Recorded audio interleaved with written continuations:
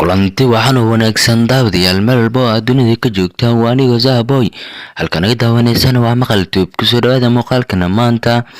haddaba inta muuqaalku guda galin daawada haddii ay tahay markii ugu horreysay channelkan soo booqato subscribe saar sidoo kalena video la gareey sifaad weyshin muuqaalada barta mar walba soo gelino aad ka xiiso u leh haddaba maslaxa ayaa waxay la soo fadhiisatay barteeda oohin waxay ku sheegaysaa Atooshare iyo sidoo kale ninka u taliyo hoggaanka u hayo Durdur Media lagu magac qabo Xasan Toob ay sheegayaan inay maalmo markii Nairobi ay joogtay uu Atooshare uu ka duubay xaaskiisa muuqaal subxaanallah waa wax laga xumaado lana argagaxo maxaa waaye nin dhan xaaskiisa ka duubay muuqaal haddaba Atooshare iyo Xasan Toob ayaa waxay ugu hanjabayaan gabadhani lagu magac qabo Maslaxo haddii ay u salaaman wayso kuna soo laanwayso shaqeynta ka wada dhaxaysa Durdur Media muuqaalkaasi in lagu faafin doono social media una qabsan doono baraha bulshada haddaba arintani ayaa Maslaxo ayaa ilaa hadda la yaaban tahay sababta maxaa waaye waxaan ilaa hadda dhibaatada laga marsiinayo Atooshare wuxuu sheegay asana sidoo kale uu leeyahay aniga muuqaalka marka duway oo kaniin iyo wax baa lagu daray sidoo kale haatan midaas ayaa suurtagal noqonayna oo sidoo kale wuxuu leeyahay waa lagu qasbay Maslaxo inaan furo balse sidoo kale halkan ninka Xasan Toob uu ku hanjabayo arina hadii uu soo laqan waaso Maslaxo bartan YouTube-kiisa ay ku soo laqan waaso waxaan faafinayaa muuqaalo oo aan ka hayo haddaba arintani iyo Maslaxo iyo Atooshare ayaa waxay u egtahay midba marka ka sii dambayso farta ka bixiso haddaba waxaan ognahay maalmihii la soo dhaafayay dhibaatada ay ku hayeen Atooshare iyo sidoo kale Xasan Toob ay ku hayeen gabadhani lagu magac qabo Maslaxo bartaasi YouTube ay soo galiyeen maadaama ay ugu faa'iideysteen duruufo jira oo wada balse haatan xaalkii uu iska sii bedelo oo ninka lagu magac qabo Xasan Toob ayaa wuxuu sheegayaa inuu video uu ka hayo muuqaal uu ka hayo Maslaxo haddaba haddii ay sameyn wayso inay ku soo laabato wada shaqeynta ka wada dhaxaysay inuu muuqaalkaas soo fasaxdo haddaba waatana Maslaxo oo noo faa'iideyso arinta jirto aan isla daawano kadibna isku soo laabano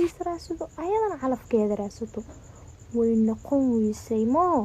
dagaalan nala taagantiin iyo gumeys iyo askar waa la istila ma fahantiin ya ilaahay uguma keeno laakiin aniga waxaan ka xigaa geeri inaan dhinto ya intii aan kugu soo noqon lahay anigoo nafta iga baxlaa ka xigaa ma fahant inaan adduunka ka tago aan ka xigaa intaa igu soo noqon lahayd haddaa lii dhaho malakamowdkii nafta kaa qaadayana kahay Atooshkina waa kan labadooda mid raac malakamowdkan aada niyow inabadgeli waalidkaada waa kusoo deysteen wax ku cishahaya malahan aniga hadda waxay ii taagan tahay ya inaan iska kaa dhiciyo hadda iga hari weysid waa iska kaa dhicinaa ma fahanti ya ama anaa lii duuga ama adaa lagu duuga ama anaa isbitaal jiifanayo mise adaa isbitaal jiifanaysa balan waa inaad iga harto niman shantaada kaa reebinne sharci maba kaa reebaa horaaba Soomaali ugu maamaahday fahanto rasmi nima leefkay waa daawanay diyus kala jira waa daawanaysaa leefkayga oo qanjaha waaweynka leefkayga waa u jeedaa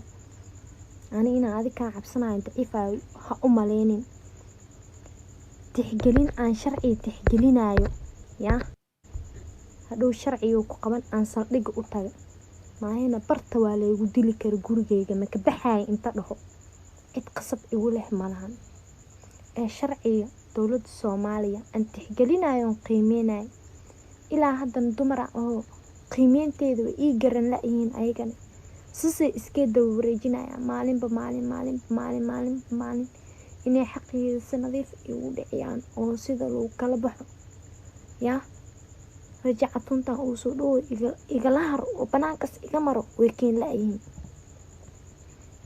ma fahanteen laakiinse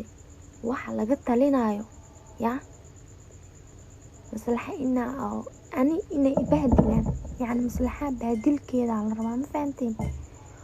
oo bulshada Soomaaliyeed si oo yani nacdo ani liima nacayo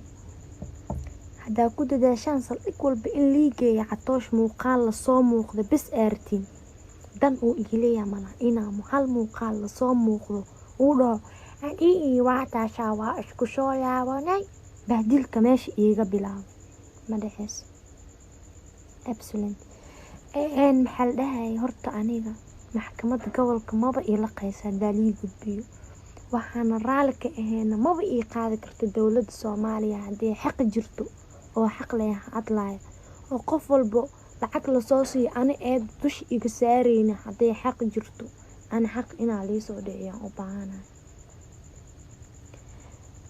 ani dowladda Soomaaliya maanta xaqeygaan kaga baahanahay ma dhahay lacagaan u baahanahay ma dhahay oo lacagtay dadkas iga cuneenaan u baahanahay ma dhahay kaliya nabadgelyo intaan ka helo afdheerkaas uu in nabadgelyo amaanta isii banaanka cad uu iga maro inta kalena alaan ku daayo waxa aan ka rabo lacag ma aha nabadgelyo inaan ka helo aan u baahanahay haddii kale adduunkan ilaahay maxuu noo keenay labada qof oo isfahmayso inay ku kala dhaqaaqaan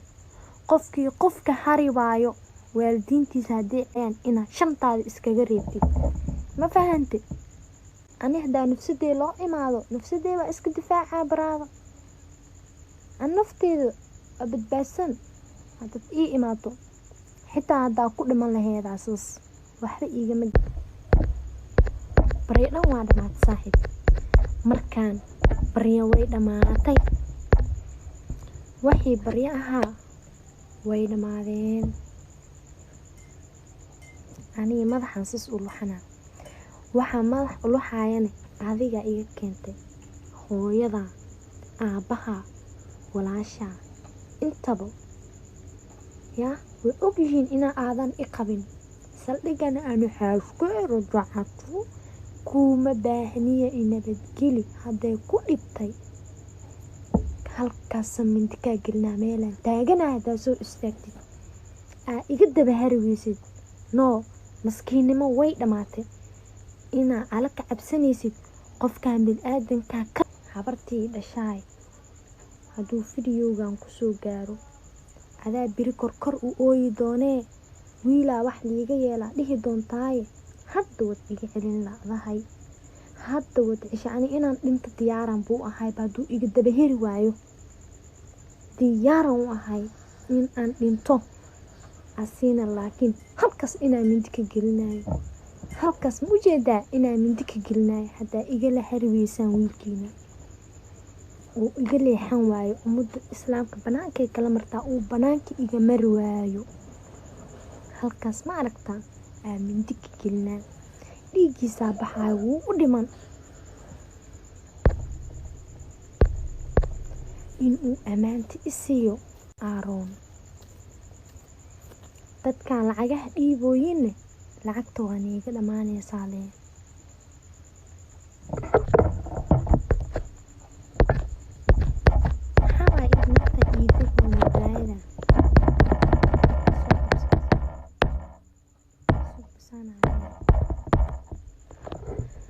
marka horta Soomaali waxaa leeyahay intaan ii sheegaya intaas waaye teeda kale adduunkan qof qofka xoog badan ma lahan qof qofka karti dheer ma lahan qof qof handadi kara ma lahan laakiis waxaa lis dheeryahay damiirnimo iyo dadnimo fahantiin islaamnimada lagu sheegayo waxa waaye inaad qofkaas nabadgeliso deriskaada ay kaa caraaran sadaqadaada aa badsato soonkaada aa badsato salaadaadana aa badsato yaa qofka isfahmi weysaane magaalada way weyn tahay aad tartiibku kala dhaqaaqdaan ilaahay kuma dhihin ummadeyda dhib oo inta u gal oo gumeyso kuma dhihin aniga adoo bil-aadan oo noocaas u yaalana ma igumeysan karo adoo bil-aadan oo xaaro dhuuso ima gumeysan kartid waa lisbaduujiyaa quruxdan iyo dhaldhalaalkan aad arkaysidne yaa aabbo waa kusoo dhabar jabay, hooyaa kusoo dhabar jabtay, aabbaa xamaali igu soo koriyey. adeer qodaxda idhadharaaka arkaysid nama arkista absul aamus mar dambana makaa maqli kari. quruxdan iyo dhadhalaalkas arkaysid ninbaa usoo maxog jabay, dhididkiisa saas uu soo dhahay aan cunay aan kusoo koray. saaxiib ha isqasin, shalayaad yaqtay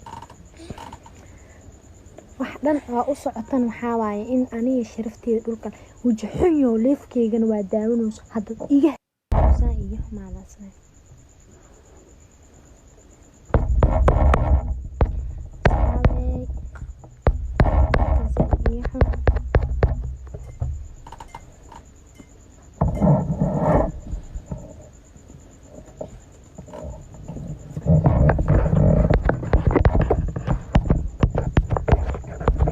yaa rabbi qadkaa iyo xunbo.